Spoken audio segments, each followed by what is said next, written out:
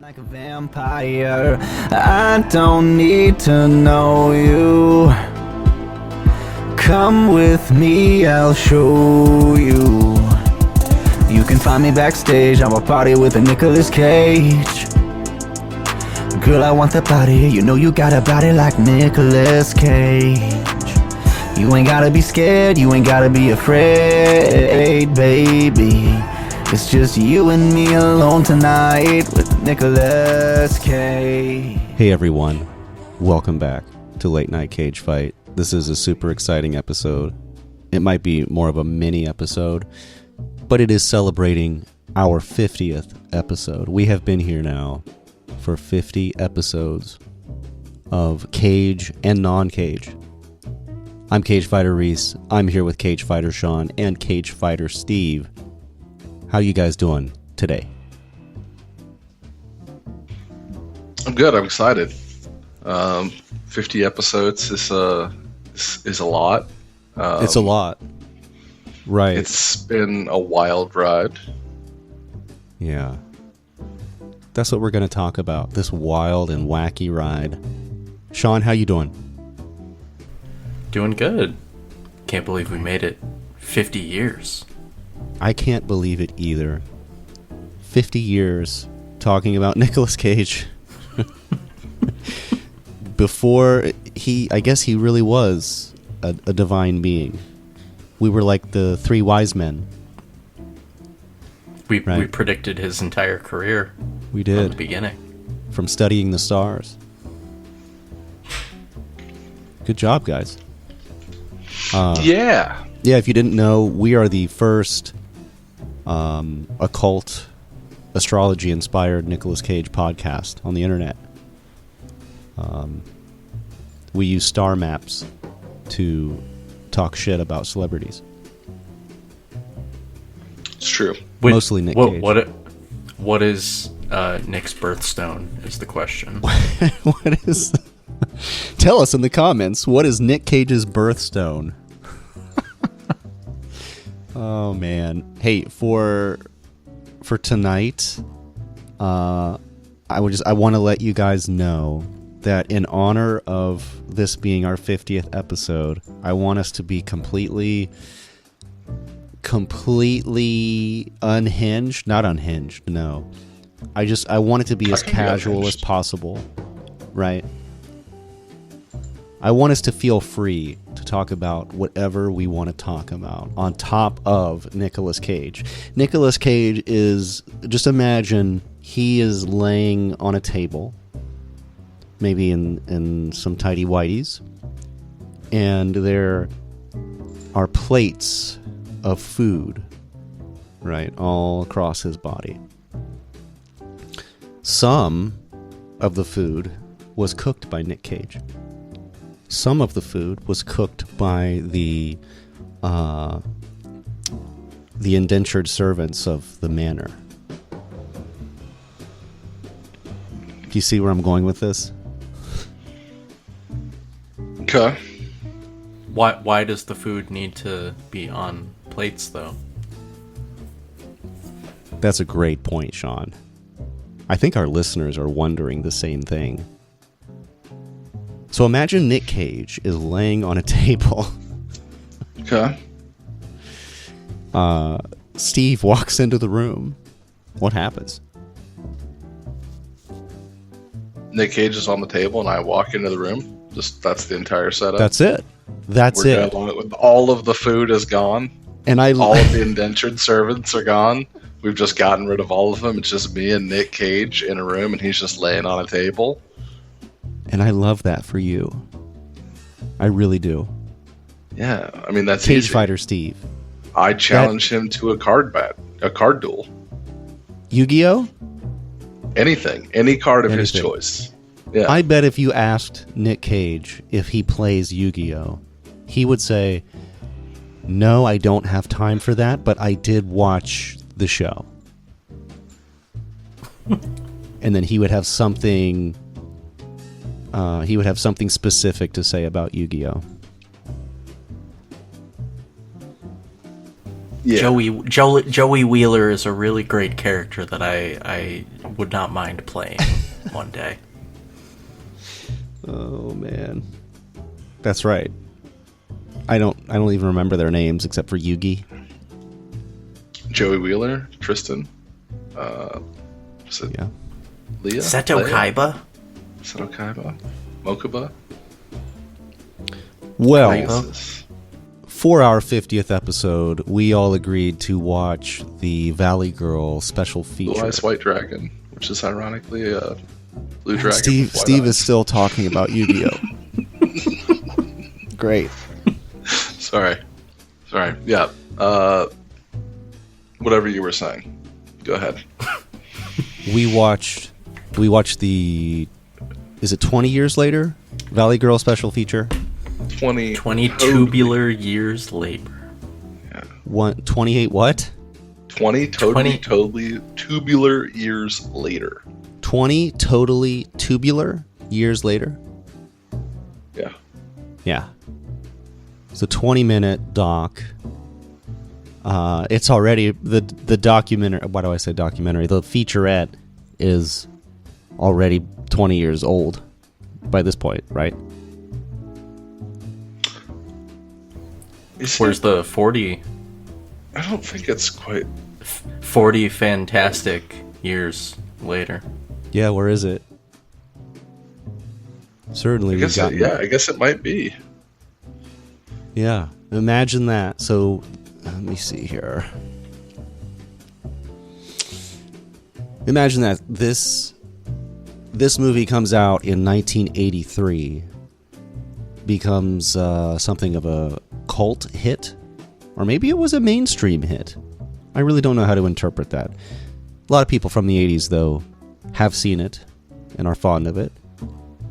Fast forward 20 years, and they get the cast and crew together to do a look back for the DVD release. Mm-hmm. And like 20 years later, you got 3 guys, 2 in Ohio, 1 somewhere else, Guantanamo or something, talking about the featurette. Isn't that just insane?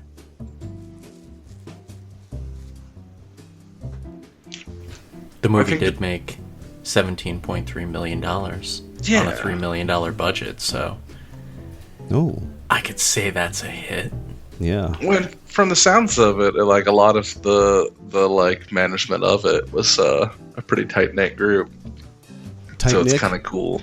Yeah, tight Nick. Yeah.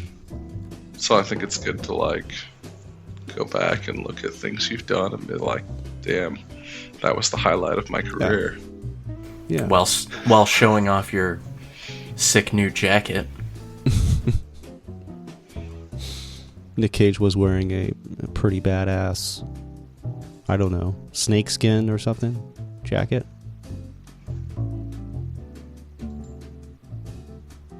Yeah, was that the one from Deadfall? I don't know, but I have a feeling he would not have gotten either Drive Angry or Gone in 60 Seconds. He wouldn't have gotten that role if he didn't appear in that jacket in that interview. Yeah. That's true. Well, what do you guys remember about Valley Girl? I mean, I guess we should mention to our listeners out there, Sean joined after season 1. In fact, our very first episode was about Valley Girl. I believe that was with me, Steve, and Kevin, if I'm not mistaken. That's true. I did, though, go back after the fact and watch Valley Girl, but I never really got a chance to talk about it on an episode. Yeah, so what a great opportunity to get Sean to get your take on Valley Girl. How long ago has it? How long has it been since you watched it? I mean, it's probably been over a year now. Oh, okay. So it's been a while. I'm sure it's still fresher in your mind than it is ours. I think about it every night before I go to sleep. Yeah.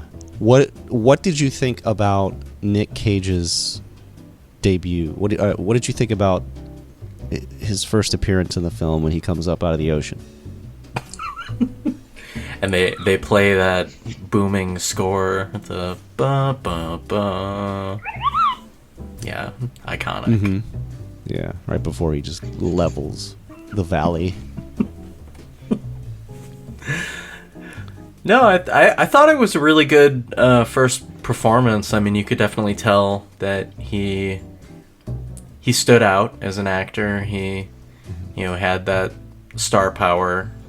He has a very striking look in the film, and obviously is in pretty good shape. So I mean, you could really tell that he was gonna be something. I did think in the documentary it was interesting, when he was talking about separating himself from the Coppola name. I mean, that obviously something he's talked about quite extensively, but he really wanted to make a name for himself without being perceived as a nepo baby. And that's what this movie was, right? This was his essentially his debut as Nicolas Cage. Yeah. Right. Yeah.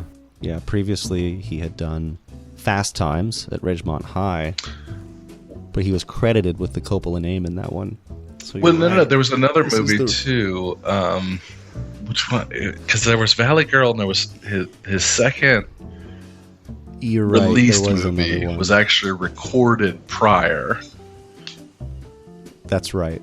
Was it Rumblefish? Good memory, Steve. Was it Rumblefish? It could have been. And I think in Rumblefish he might have still been Coppola technically. But I can't remember for sure. Came out after Of course, that was directed by Uncle Francis Coppola. Yeah. Who probably took many years to edit that movie. Right, exactly. Another great one. Oh, so you're saying that Rumblefish was probably filmed before this? Yeah. Okay. It was filmed before Valley Girl, but it came out afterwards. That makes sense. That's a good one too. I've been meaning to go back and watch Rumblefish. I started it. I didn't end up finishing it, but it's one I've been wanting to go back to. Still was waiting for the fish to swim onto screen. Oh, yeah. I thought it's because you hate animals, and when what's his name released all of the animals at the pet store, you were afraid they were going to get recaptured, so you turned it off. Yeah, I just really wanted them to be free. Powerful. Yeah, everybody, go watch Rumblefish. Actually, go listen to our first season and tell us how shitty we were back then. And how much shittier we got. Whichever. Yeah. Just which one is the shittiest of the shit. Yeah. Just listen let to us all know. of our... You know what? For our 50th episode, Yeah. we challenge each of you to tell us which is our shittiest episode. Yeah, if you can successfully tell us which is our shittiest episode. There's a right answer. There is a right answer. It's probably going to be whatever you tell me. You get your own free late night cage fight sticker, giant sticker, brought to your door personally by me. By Sean. By Sean. Oh. Yeah, I'll come right there. By Sean and myself. We will come to your door at the most inconvenient time and ask you to pay for the shipping only. So let us know. Send us a DM or an email. We still have a website, niccagefight.com. We still have an email, latenightcagefight@gmail.com. We still have our mortal bodies. So if you would like us to attend a convention, maybe, we would be honored to be convention guests. We would do a 4-hour panel, right, guys? Yeah. At like, I don't know, a water themed con, like with a wave or something. Yeah, if only there was one of those. A water-themed con. Maybe Yeah, like a wave Oh, con. oh man, maybe in rural Ohio, perhaps. Yeah. that They should- they that should- would fit us. I think. Yeah, They should get on small that. town convention. Yeah. But the point is, we have the perseverance. We can talk about Cage for hours and hours. We can talk about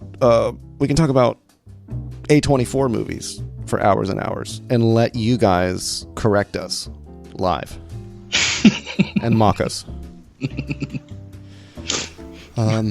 We could even just talk about, how hot Count Orlok is for Oh my 5 God. hours.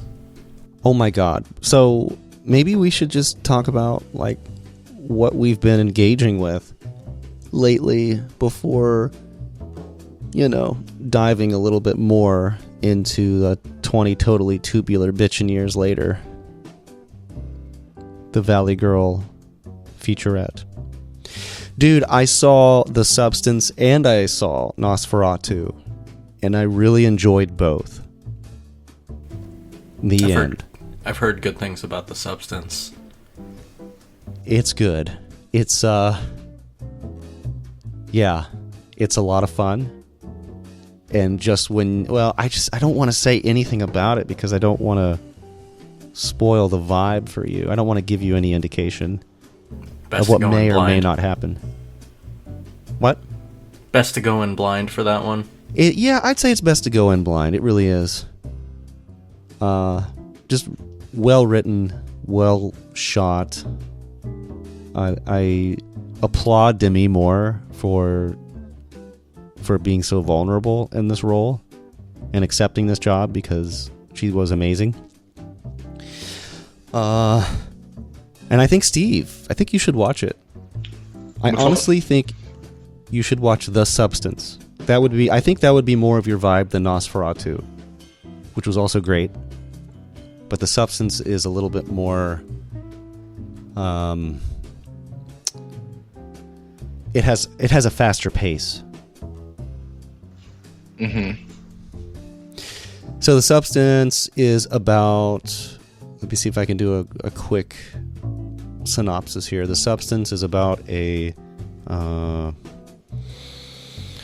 famous Hollywood celebrity who used to be. She was this really hot fitness instructor, and one of the kind of the interesting parts about this movie is you can never quite tell when it's set. So at first you're like, oh, this is from the 80s, but then everybody's using smartphones. So you're like, okay, so maybe it's modern day. So you don't really know. There's a lot of different styles based on eras. So yeah, Demi Moore plays Elizabeth Sparkle, who used to be it in the fitness cable TV show world. But fast forward so many years, she's now older. She's not as pretty. She's not as popular. And she happens to hear some mean things said about her and begins to not like herself physically anymore and wish that she was younger.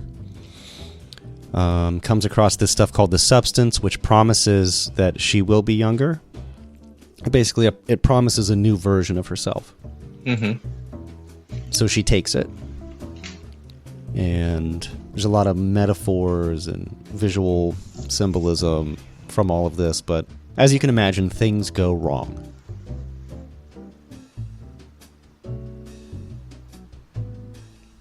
Does that wet your whistle, Steve? Give it a shot. Give it a shot. I'm I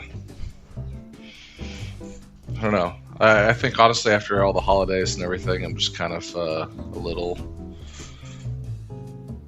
out of the movie scene right now. That's fine. I'm just saying it would be a movie I would watch with you guys Okay. happily. Should. Nosferatu, not so much, because I don't know if you guys want to watch me masturbate. I have been trying to for like years, but Yeah. Well, one of my favorite TikToks that I saw from Nosferatu was is some girl just made a mashup of Nosferatu with the song Bedchem by Sabrina Carpenter about her and Orlok. Oh man! For For all you guys out there, who, if you don't know about Nosferatu, it's a remake of Steve's life. Yeah, that's true. So Count Orlok is based off of Cage Fighter Steve with us here. He's quite the character.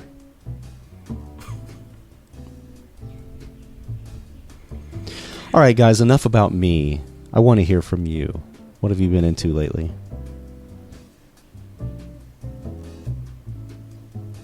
Do you want to go first, Steve?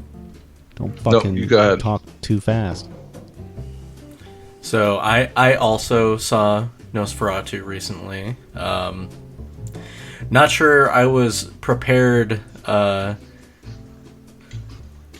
We'll just say that, you know, it's one of those. It might be one of those monster fucker movies. That's my favorite. Might be. Yeah, no, it was really good though. Cinematography was fantastic. It is a gorgeous film, and I was surprised at how good of a job was it Johnny Depp's daughter did in the Lily movie. Rose Depp. Yeah, Lily Rose Depp. She was really good. And I thought you were going to say you were surprised by how well Robert Eggers directed it, and I was like, oh my god, you're going to get people out of the walls with that comment. Yeah. And, you know, obviously, Bill Skarsgård is fantastic as Count Orlok. You know, I thought it was really cool how they didn't really show a lot of him until towards the end. Mm-hmm. But yeah, I will say, I think it is the best depiction of Dracula's castle that I've seen. The whole, you know, Jonathan Harker, I think, is the Dracula character. The whole approach to the castle, meeting the vampire. Right, because Nosferatu is kind of it's a version of Dracula. yeah, So, just they for couldn't that. get the rights to the original novel back in the day. Right. What, it was Bram Stoker just, he was kind of an asshole then? Yeah. Yeah. There actually was. I heard that there was a court case where they were trying to make it so you couldn't watch the original. They were trying to get it erased. The original Nosferatu? Mm-hmm. Oh, that's interesting. Yeah. I've always known that there was some kind of story around that film, Yeah. but I did not know that. I did also see the Sanic movie. The what? The Sanic movie. Oh, yeah, the Hedgehog. Yeah. It was probably the best one. Okay. Always Well, been that's- a big Sonic Adventure 2 fan, so Okay, that's cool. My kids Yeah. really want to see it. yeah, it's pretty good. Yeah, they do a good job with Shadow, and I think my only criticism is that like there were some plot points that they changed from the game that I thought that were kind of weird decisions. Yeah. Did Michael Jackson do the soundtrack?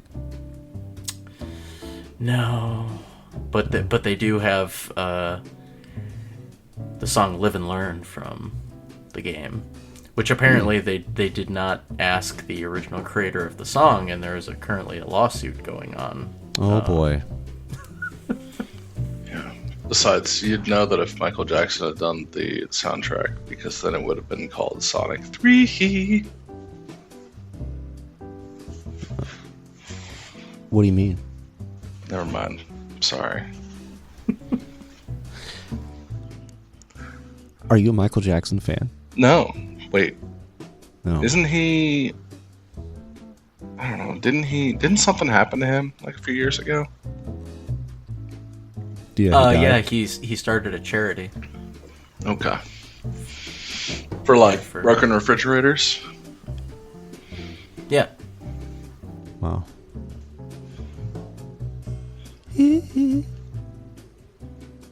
Well, Mr. Steve, tell us a little bit about your life. This is your chance. Of It's your time. what I've done? Yeah, what do you want to talk about? What do you think people would find interesting? They would go, "Oh my God, do you know that guy Steve in that podcast? He has such an interesting life." Oh. Well, in that case, I'll just pass. No, it hasn't been much. I've been home on winter break, so it's really just been a lot of house projects, spending time with the kids. I started playing Magic again. What? Yeah.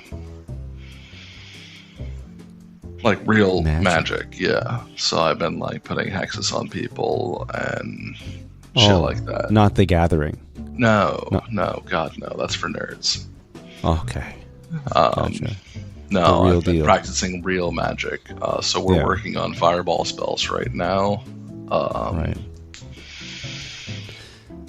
One thing I recommend doing, I mean, I'm not, you're probably going to think that I'm full of myself and I think I'm an expert in magic, but I'm really not. This is just something I recommend you do, Steve.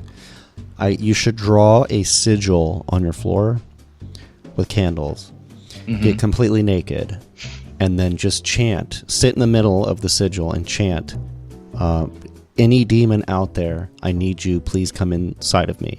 Mm-hmm. Do that all night. Do I need to do it in Latin? Oh, that might expedite things, but it's not necessary. Okay. My pronunciation in English is bad enough, so if I've got to do it in Latin, it's going to take some time to get it down. Right. Eventually, so there are all of these demons that kind of just walk around and walk through walls and stuff, and like they watch you when you're touching yourself. Demons. If they hear that, they will kind of possess you.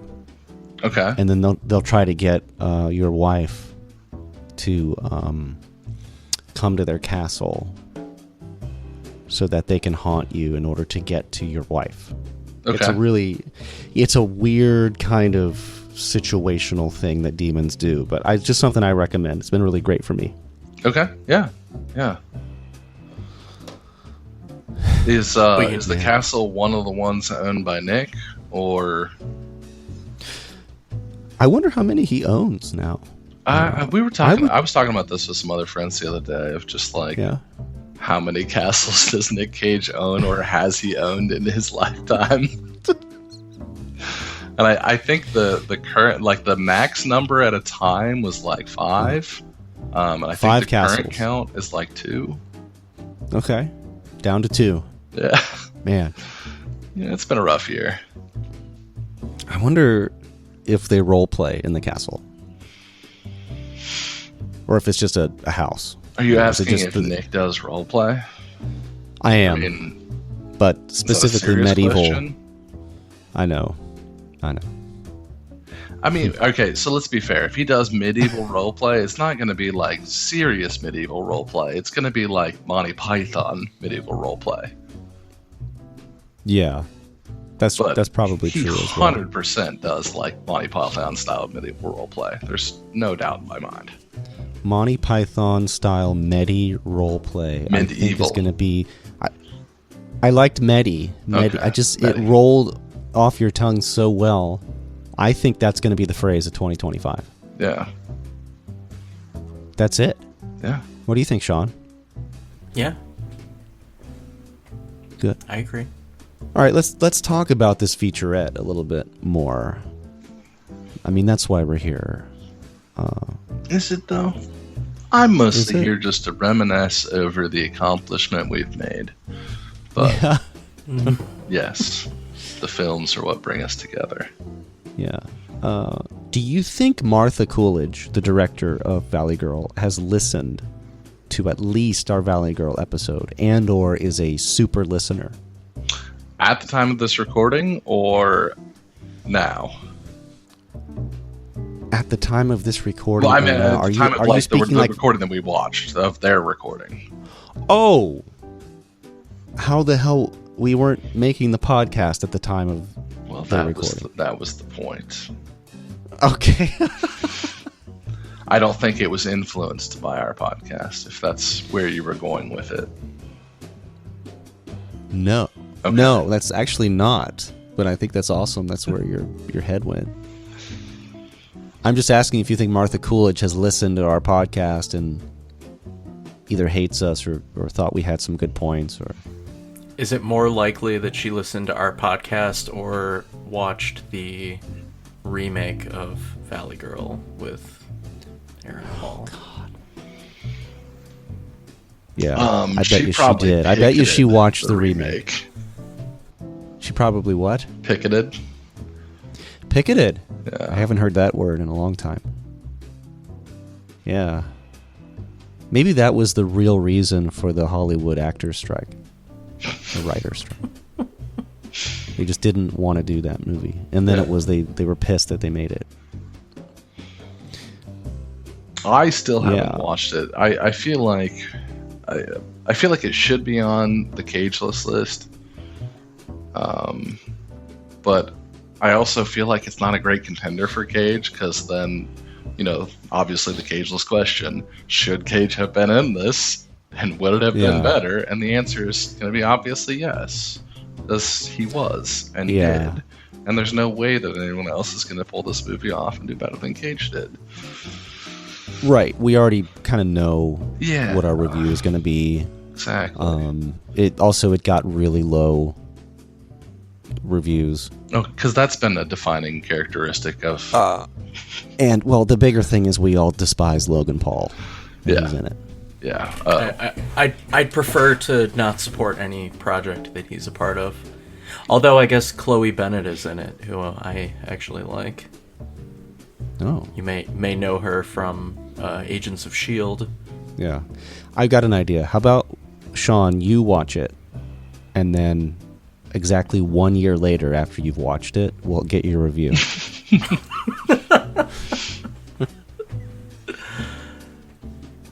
Can I make a supercut that cuts out all the scenes with Logan Paul? That'd be awesome. That'd be awesome if you used the AI stuff to just completely change his voice and Just body. make him into Cage. yeah, Well- just well- make well- him Cage. Well, he Oh my actually God. plays Mickey in the movie. Well, it doesn't matter. He can still be Yeah. Cage. You can you get the technology that they used to de-age Cage in that last movie, whatever. The unbecoming unkindness of absolute whatever. Yeah, that's on Netflix now. I saw that. Yeah. Massive talent. Still mad we didn't get credited.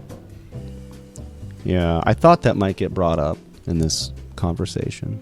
I thought 'Cause that's I where was you were gonna- going with the Martha Coolidge thing, but Oh, no! It's basically she opens up this featurette, and she has a lot of words about how they didn't think the movie was going to be big, and they were trying really hard to be authentic, to convey an authentic image of the valley with a little bit of exaggeration. And then they had interviews with the writer-producers, Andrew Lane, and who's the other guy? I just want something it's a little Crawford. funny to me to hear these terminologies and to not really like truly have a frame of reference in my mind of what it's like living in that area. Because when I hear things like living in the valley, I think of where we grew up, and I don't think of the same image. Yeah, that's right. We are from the valley, the Mid-Ohio Valley. Right. Not quite the same as the San Fernando Valley. Yeah. At all. So you're right. I think we've just subconsciously were triggered by the valley. Yeah. And this was supposed to be a Romeo and Juliet style movie. Which I'm trying to think. Would that be like that would be like a girl from that'd be like a girl from the projects in Columbus dating Oh, no. some redneck kid, some farmer's kid in Warren, Ohio. Yeah. Yeah, we could call it Valley Girl. Mid-Ohio Valley Girl. Mid-Ohio Valley Girl. Yeah, that was the name of our episode. That's right. Yeah. The script, apparently, for Valley Girl, the original, was written in 10 days. I remember we commented on that. Mm-hmm. And then we got some really cool... We got a really cool interview from Nic Cage, who was wearing this really baller jacket. What was it? Like a bright orange or yellow or something? It looks like a green-yellow snake skin. Killer shades. He said that he could relate to his character in the film, who was an outcast, because he was an outcast in school. I imagine that was because he probably wanted to be an actor, so that's where much of his focus was at that time. That's what I'm guessing. Or maybe just because he was a Coppola. I don't know. But I thought it was interesting he talked about dropping the Coppola name, that's what we were talking about earlier. That's kind of cool. Yeah, what I wanted to say is it's been kind of fun reading quotes from Nicolas Cage through the years, whether it's on the IMDb pages, the movies, or when we just do our research for when we talk about the other films. And then to just kind of randomly come across the actual sources. You know, it's like we're piecing the things together. Like, oh, okay, so this is where Nic Cage mentioned that he was dropping the name. Mm-hmm. It's kind of cool. Yeah. He talked a little...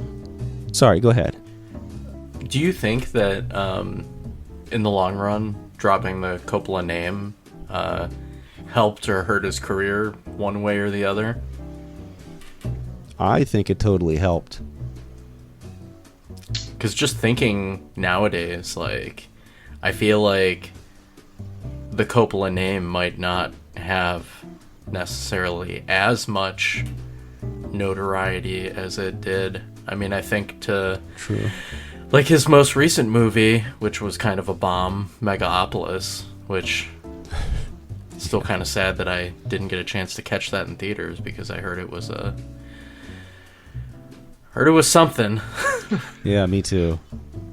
Honestly, I think, like, truthfully, the answer is that it helped because of exactly what Cage said.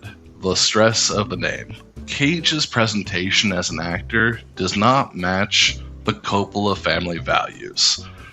And I think that's why, if he had kept the Coppola name, I think there would have been a heavy influence from the Coppola family in order to meet that image, that persona. He was too off-brand. Exactly. So I think that, I mean, from the one end of, like, he would have tried to, like, conform to the family and be a much more serious actor, all the way to the other end of he would have torn the family apart or, God forbid, committed suicide because of the, mental health pressure or whatever from dealing with something like that. Holy crap. You think he was that? I think that if he was in a situation where he was not allowed to be himself and had to maintain an image, I think that's what leads to those types of things. Yeah. I see. Yeah. I see. I could see that. I see where you're coming from. Yeah.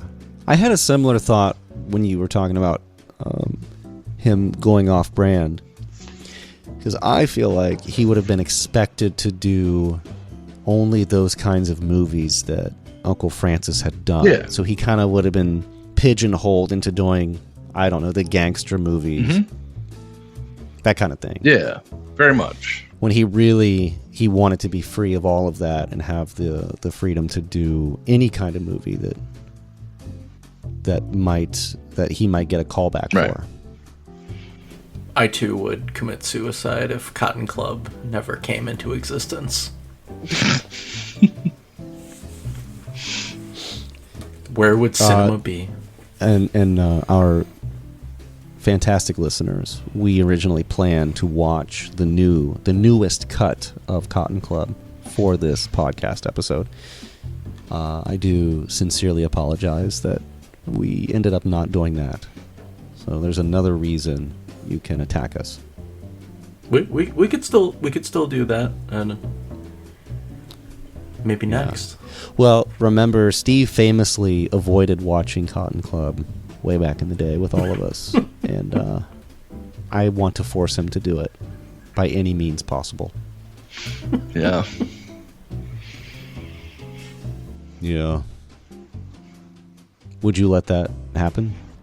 Would you fight back if we forced you to watch Cotton Club? I mean, I don't think I'm the one that needs to be punished here. I was the one that recommended watching Cotton Club. So technically, you're the one that needs to be punished because you're the one that didn't do it. And I'll tell you what, if any of our listeners want to punish Reese, just play him the Wait, duck I song. did, though. I did watch it. You watched it before. I meant you? for this episode. Oh. But Yeah, did you yeah, did you watch it? I watched it. I remember I could not find it anywhere. There was no DVD. It was not streaming. And I couldn't find it at the library. So I bought the VHS off of eBay. Yeah. Back to Valley Girl, 20 Totally Tubular Years Later. We're still talking about Nic Cage's comments. He talked about kind of how he felt the movie had a legacy, how it's become this time capsule of the 80s. Which I worked with this guy at this crystal store. I used to work at this crystal store in Virginia. And if you go back and listen to the first couple seasons, you might actually hear me talk about it a I little bit. remember that. But one of my coworkers was this really, really cool guy who's not with us anymore, sadly. But he knew about our podcast, and he was so excited for the Valley Girl discussion. And he basically told me about his love for it. And that was the biggest reason, is that it just reminded him of the 80s. And so many of his friends loved it for that reason. And I kind of feel like that's what the movie is today, still. Yeah, I think so. Yeah. So if you want to feel like you're back in the 80s, or if you're curious what the 80s were like, or if someone offers you peanut butter sushi and you're like, who does that? No one's ever done that before. Then maybe you need to watch Valley Girl. From the 2 months of the 80s that I was alive, I can say that they nailed the vibe. Yeah. For me, it was 2 years, so I have a vivid memory. Yeah. I remember Studio 54. You were just going on like Rugrats style adventures to I was.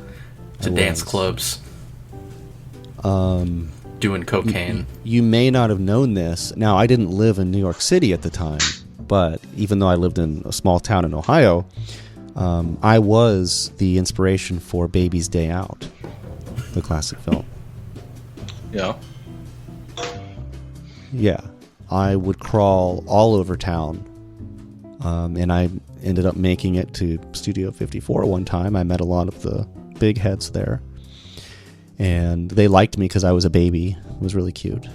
And I almost got a role in a film as one of the babies. That's the one you But turned that's one down, of my right? parents. That's the one I turned down. Yeah. You were actually the inspiration for DJ P Pants, right? I was. And by age 4, I was a struggling alcoholic. I was hated by my classmates, despised. Couldn't get along with really anyone. And it wasn't until I crawled into a VHS rental store and on the TV was playing Valley Girl. And I saw Nic's character. The fuck was his name? Randy. He's on fire. I saw Nick's character Randy, and I thought, this guy's different like me. And I realized that I was gonna be a Nic Cage fan. I was gonna watch all of his movies and talk about them with friends. And I was gonna make a podcast with my friends and have them talk about Nic Cage movies. And I made this commitment to myself. If they ever got bored or said they didn't want to talk about Nic Cage anymore, I would just fucking kick them out of the podcast forever. And have them killed.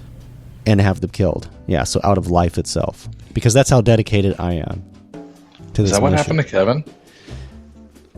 Yeah, guys, I didn't want to tell you. Kevin messed up. He made a comment about Face Off, and we Well, that was the first time. The second time was he was raised on a farm. But still, he said that's not how you raise pigs.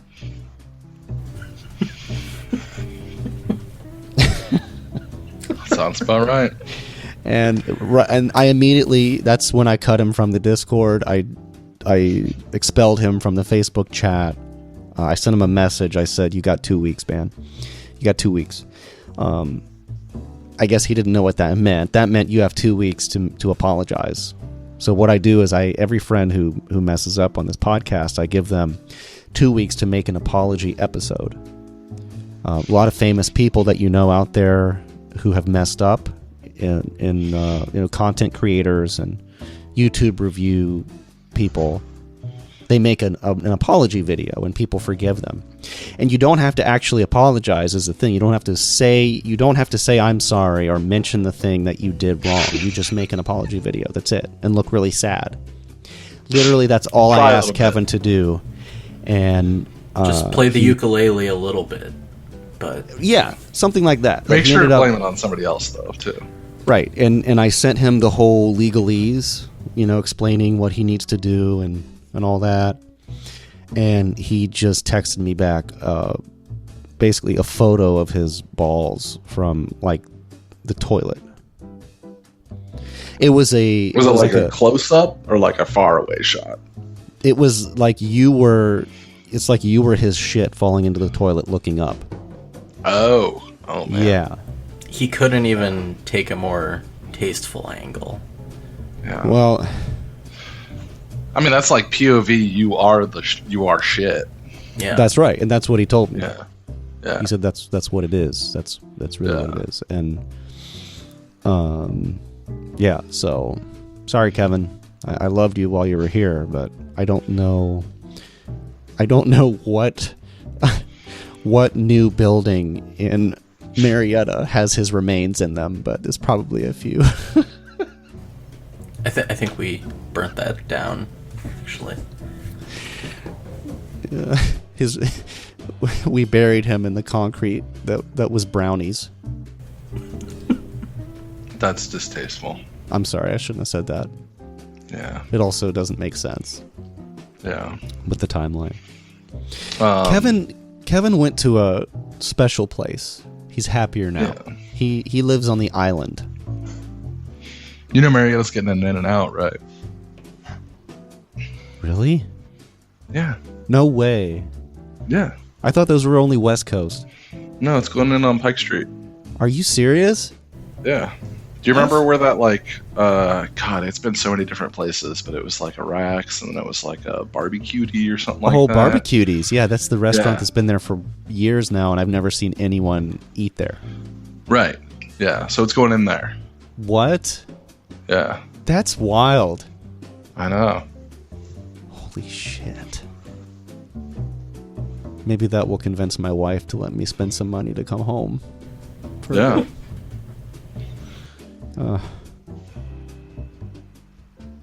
Man, I've been really off the hook. I'm just laying it all out. This is our 50th episode. I did, like, in a serious way, I just wanted to get your guys' perspective after doing this for a while. I mean, I'll just share that I'm not always thinking about Nic Cage. I guess this is a confession, right? I think most podcasts kind of hit this moment where if they're not like actually funded and the talent are not making money, and there are professional editors and everything, if it's a real indie kind of thing like us, you tend to get burned out, right? Yeah. Yeah, you tend to hit a wall. I just feel like really what I'm trying to say is my biggest motivator to keep doing this is I get to spend time with friends in a fun way. And that makes it worthwhile to me. And I thank you guys for that. Happy to be a part of it. Yeah. Kind of a passive aggressive way to say I love you, but yeah. You too, bro. I love you so much. I love you. All the time that I spend with you, just really, it's painful. I'm so burnt out. I can't stand it, but I look forward to it. Well, it's more just the expectation that we got to watch the movies. We have to actually do some research. I'm messing with you. I'm gaslighting you. That's what I do. We don't get a lot of interaction because people just don't seem to understand or respect the greatness of the Cage. Yeah. So I feel like really we're the show that NASA one day is going to send to space for the aliens. It's going to be long after we're gone. They're going to say what represents us as a species. You know, we got Beethoven's whatever, Fifth Symphony, and we got Late Night Cage Fight. Yeah. And then the aliens are going to listen to it and they're going to say, why can't this podcast commit to anything? They used to watch 3 movies or 2 and compare them. Now it's 1. They don't even fight that much. And then that's when they're going to destroy Earth. That'll probably happen this year. The track we're going. Oh. Well, you do know that 2025 started with the WTF, right? What do you mean? Wednesday, Thursday, Friday. Oh, yeah. Oh, my God. I don't know. I can't imagine this being a weird year. I think it's going to be a perfect year.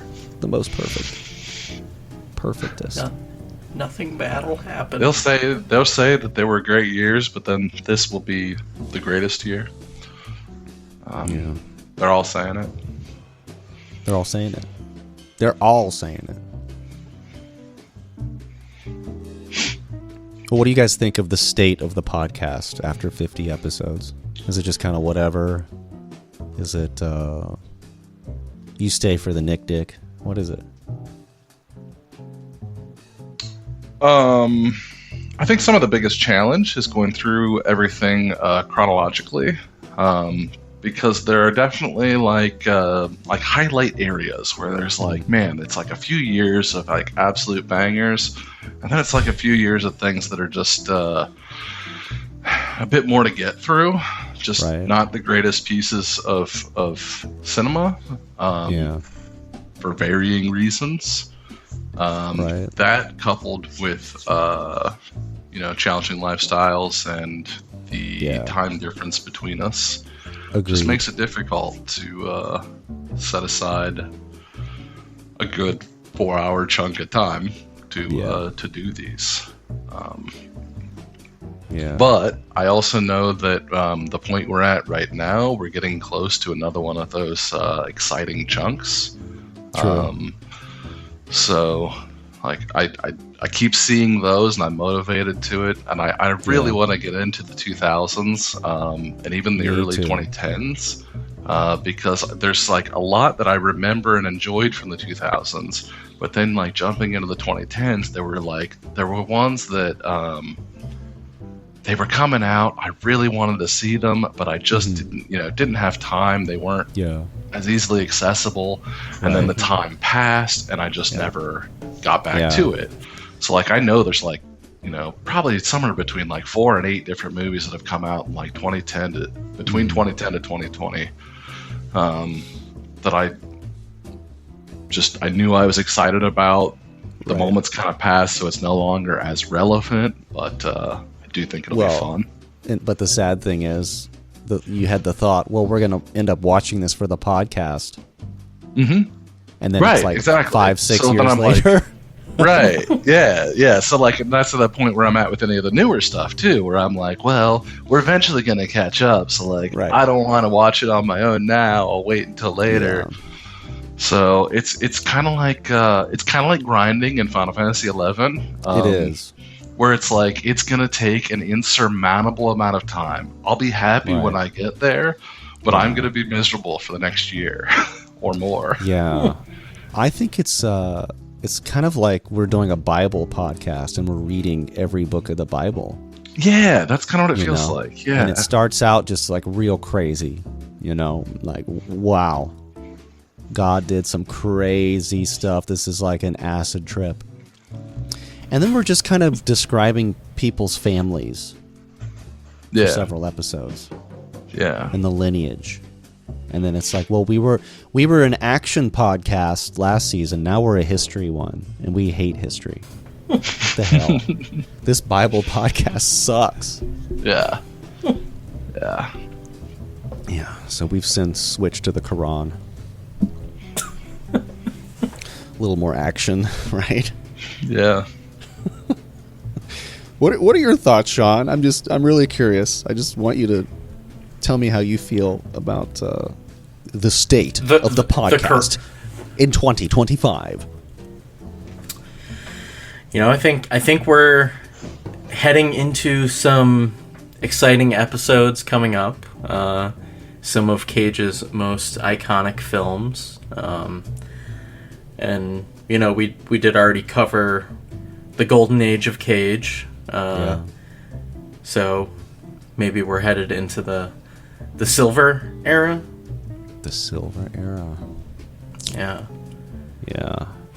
I am also excited for the upcoming movies beyond National Treasure, because I've been waiting for them, just like you, Steve, since we started this whole thing. And I also wanted to mention, how it's kind of funny how this idea really started with Matt, our friend Matt, back in college and high school. He was the one that started the whole Nic Cage obsession. We also got in a little bit of trouble, with the whole party thing. Oh yeah.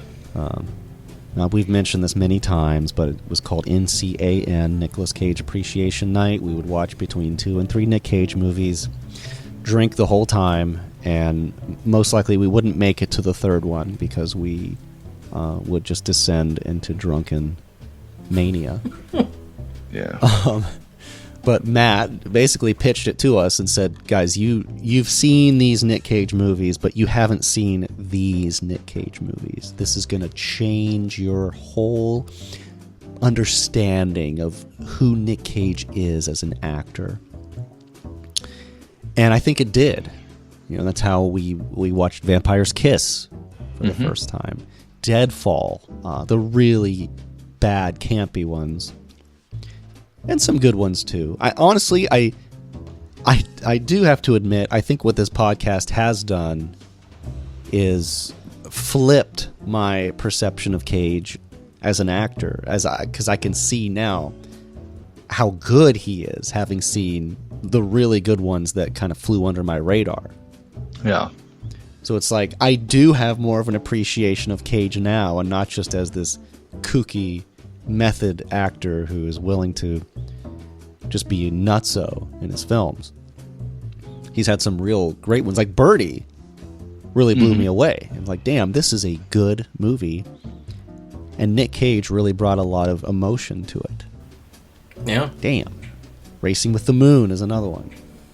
Yeah, and I know we've got some good ones coming up too, of some good acting. Yeah. I remember that being my joke about Lord of War. Uh-huh. What was your joke? That I hated it because he played a serious role and did an amazing job. Oh, yeah. What is Wally's? Wally's? Is it Wally's Wonderland? Yeah. Yeah, I mean, going from that to Pig, Right. it's just crazy. And I think Jiu-Jitsu was right there in the middle. Jiu-Jitsu, Yeah. it's so bad, dude. It's Right. so bad. Yeah. It's like- Color out of space. Yeah. That's what I still love about Cage. You never know. You Right. never Ghost- know. Right. What was And, it? and it's exciting and it's fun.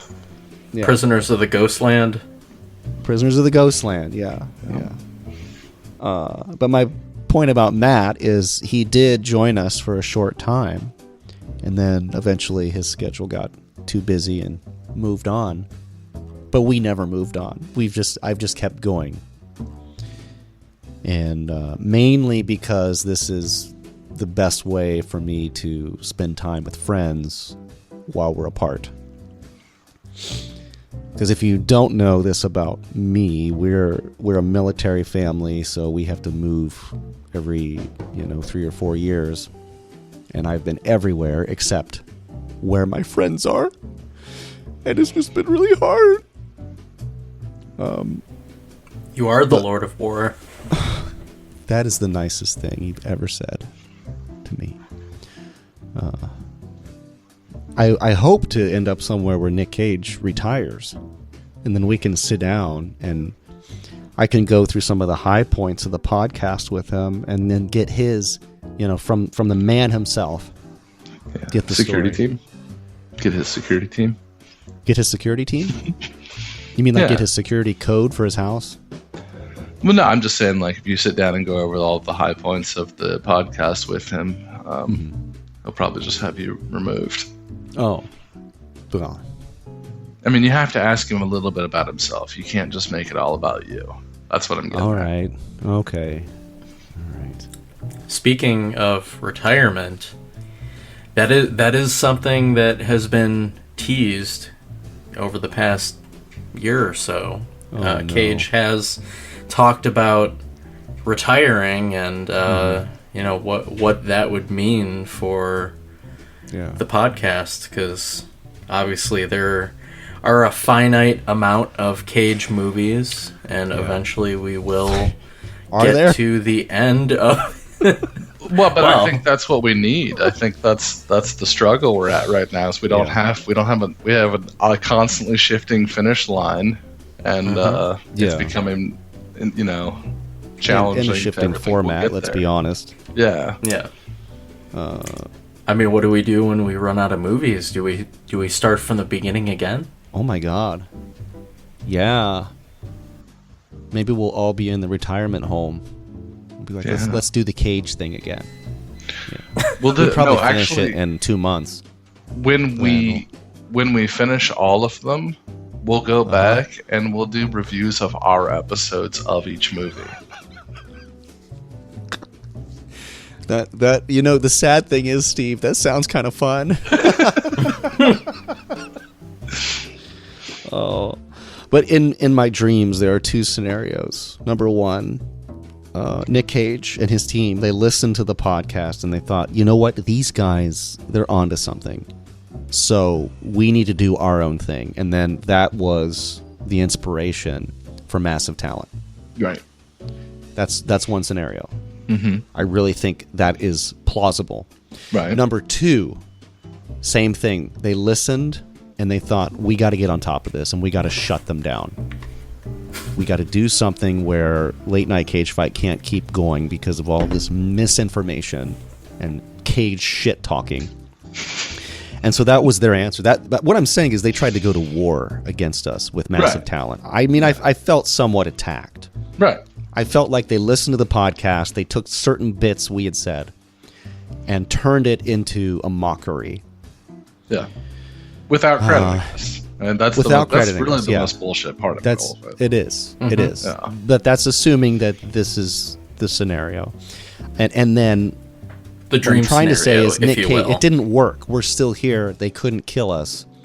So they were like, Nick, these guys, they're not stopping. I mean, they're only releasing an episode every 4 or 5 months at this point, it seems like. But we've got to shut this shit down. I'm sorry. You've got to leave the business. And maybe that's what's happening. The federal Steve says it's government not. is Steve trying says it's not to all about me. What's that, Sean?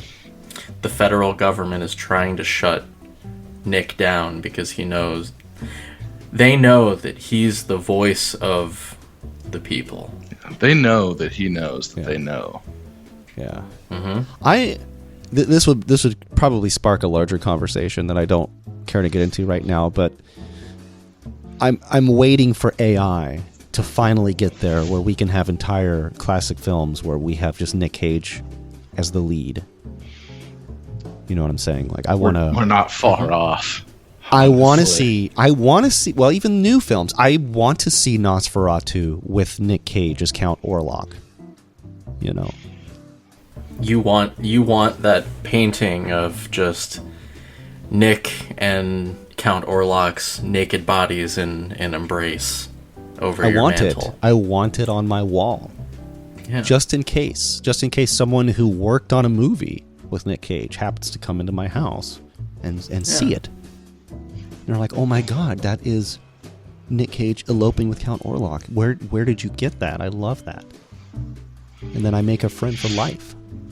Yeah. You know? It's just Nic Cage has infected my mind though so much that whenever I watch anything, oftentimes I'll think, why wasn't this Nick? I watched the Santa Claus movies over Christmas. I watched the first one and I watched the third one. And I'm like, Tim Allen, dude. Tim Allen. Why isn't this Nick? Saint Nick. Yeah. Nick has an extensive knowledge of case law, so he, would be the perfect person to be Santa Claus in that movie. Yes. And he likes toys. Yeah.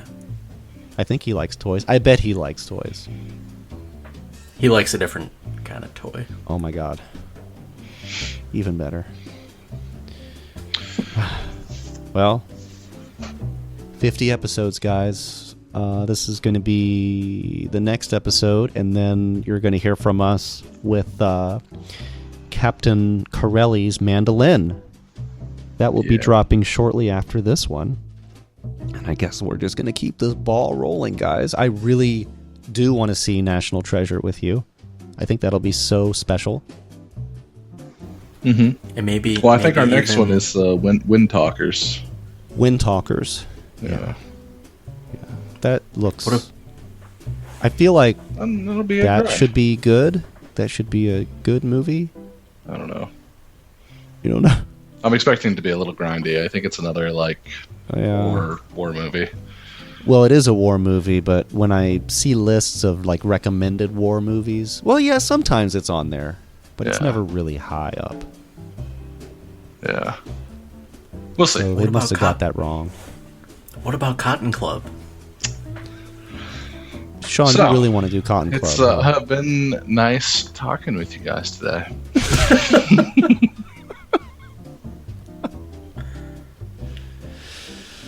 I will do Cotton Club. I'm happy to do it. I'm actually curious, since I watched the original cut. I want to see what the hell he did to it. But then again, it's like I'm not going to remember, probably. I'm not going to be able to talk about the differences too much because I watched it on shitty VHS. On You still got the VHS copy, right? So, I mean, you can do a little compare and Oh my contrast. god. I hate Yeah, you. we could just watch both. I hate you. I honestly, I mean, I'm going to leave it to you guys. I can make an executive decision, but whether we do Cotton Club, Redux, or Wind Talkers, whatever.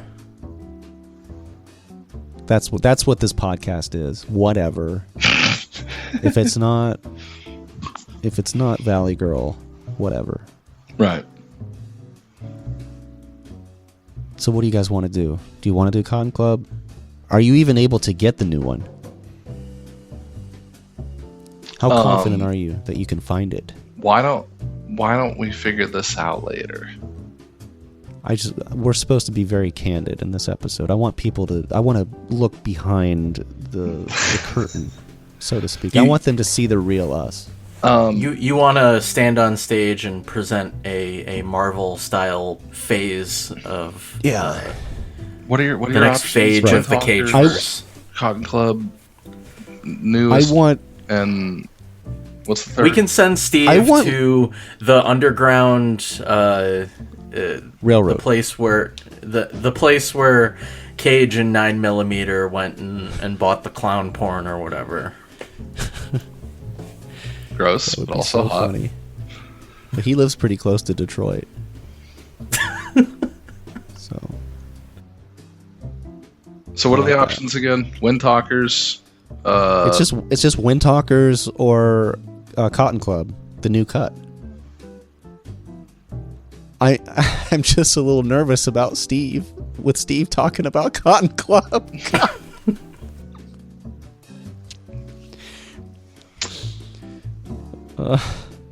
Nick's not It's even very in much. What do you mean he's not in it? They cut him out? it. Well, like barely. He's barely in it. He's barely in it. That's the thing, dude. Nick wasn't even in much of that movie, Yeah, that's what I'm saying. He's barely. and it was in it. long. Yeah. God. So Wind Talkers. Wind Talkers. That's my vote. Wind Talkers. Okay, Sean. What do you want to do? You want to do Cotton Club? I'm fine with either. You gotta make a vote. I love it. Our 50th episode, we're actually going to fight for real. Yeah. You know, I'm just gonna be the wild card and go Cotton Club. All right, Reese. Looks like you're still making an executive decision. How long? How long is the new Cotton Club? Research time. The new cut of the Cotton Club is titled The Cotton Club Encore. It was released in 2019. It's the director's cut of the 1984 film and is 139 minutes long, with more musical numbers, fewer impersonations, more focus on African American performers, and new scenes. Oh, and it also includes Coppola's original ending. It's got Richard Gere, Diane Lane, Gregory Hines, Bob Hoskins, Lawrence Fishburne, and Nicolas Cage. You know what? It's got Bob Hoskins. Screw it. We gotta watch it. What's that? It's got Bob Hoskins. We gotta watch it. You know, I'm curious enough now. I'm curious enough because of how much I just disliked the original. Okay. Let's do Cotton Club. Let's do it. Cotton Club. All right. The director's cut. Okay. You want the director's cut 2019 release? Yeah. All right. Yeah. So, I'll make it happen. very well. We're finally going to do it. Maybe I can invite, I don't know. Should I invite other people into this? We'll see. Might Let's just get be- Kevin and let's get Matt. That would be fun. We'll make it a reunion. Yeah. I can ask Kevin. You want me to ask him? You want me to bring him back to life? Resurrect Kevin. I feel like in the podcast, in one of the early seasons, after Kevin left the first time, I made some joke about him passing away, which is, I think that's terrible, because if that ever did happen, you know, God, I hope not. It would just be really shitty to listen to that again. Well, you're kind of a bad person, so it's okay. Yeah, I guess that tracks. Yeah. That tracks. But at least he's not CJ. Right. See, I mean, he did pass, and you make these jokes, so... I mean... And you never would. No, I never would. CJ was a wonderful person. He did a lot for the world. He did a lot for the world. Yeah. I was explaining to... so I was actually talking about Magic the Gathering earlier, and I was telling Matt about how I originally learned how to play Magic the Gathering. Right. Different Matt, by the way. This is Steve's friend Matt. Yeah. And basically, CJ was just so obnoxious. The only way that it worked was taunting Jamie into knocking him out so that I could learn in a peaceful environment. And of course, Matt, not knowing CJ's like, you had to knock somebody out to be able to get like enough time to like focus on something. I was like, yeah, you don't know CJ. That's the thing. I know you have so many CJ stories that I've never heard. Oh yeah. I hope to hear some of those. Yeah. I know the highlights. Most of them are not things that I can go on record about. Wow. They're that bad, huh? Well, I mean, I guess most of mine are smaller things, but the last time I saw CJ, I remember this pretty vividly, is when I moved up to Bowling Green and I met you at their place, where you were living with who all was living there. So CJ definitely was there. Was Jamie there? Wait, where? Yeah, it was up there. It was a Bowling Green area. CJ was living with me? He was there. I don't know if he was living there, but he was there when I met you there. Really? I'm almost positive. And he took us on he drove me to like a gas station or something to get something. And he ignored every stop sign on the way. He just pretended like there were no stop signs. Is this when I was living in like the weird apartment on the east side of Toledo? Yeah. Okay. So like I ended up moving up there because CJ flaked out of that place, and like, oh really? Yeah, I had helped him move up there. Like he threw rocks at my window one night in Marietta, and he was like, "Hey, I need you to take me up to Toledo." And I was like, "Get you out of town? Let's go." So drove him up there. He took me out to the bar that night. I took him to the hospital. I got in a CJ fight because once we took him to the hospital, he raged out and swung at everybody. Took him home, put him to bed. Like, it couldn't have been more than like a couple months later. Like, his roommates reached out to me because I, talked to them the whole time I was there. Yeah. And they were like, "Yeah, we kicked him out. He's a piece of crap. If you need a place to stay, we got you." And so I ended up moving up there with them.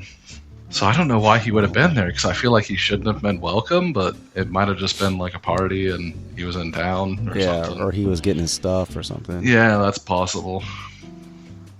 Yeah, but I just remember him talking to me, bitching about something threateningly, and driving past every stop sign. I mean, not even looking to see if there were cars coming. I honestly don't remember if I've ever gotten into a car with CJ driving. That just sounds like a terrible idea. It was terrifying. Yeah. Because the whole reason I had to take him up to Toledo is that his license was suspended, but he needed to get his car up there. Oh my god. Yeah, Sean, I guess just be thankful you didn't have to deal with CJ. Forever thankful. Yeah. All right. Well, thanks everyone out there listening to this Nicolas Cage Appreciation Podcast. We are still here. We are still making content sometimes. And if you have listened to our previous episodes, thank you very much. We hope you found some enjoyment. And we hope we made you laugh a little bit. At least that's my goal. And we also hope that, we hope to appreciate Nic Cage a little bit more. Yeah. Which you should be That's doing the anyways, idea. truthfully, but, Right. to each their own. I mean, he is going to come back, and he is going to... Well, if he ever leaves, he's going to come back again, and he's going to judge those who watched his films. Yeah. Or didn't. And we want to be the first. Or didn't. We don't want to talk about that yet. We're not ready for that. That'll be our 100th episode. I mean, yeah, there's... It's great on a curve. You're showing progressing. All right. Well, next time we're going to be watching Cotton Club, the director's cut. Yeah, buddy. We're returning back to Uncle Francis Ford Coppola. All Sorry, right. guys. Well, thanks, guys. This has been Late Night Cage Fight, the Nic Cage podcast. Signing off once again. Cage out. Cage out. Cage out.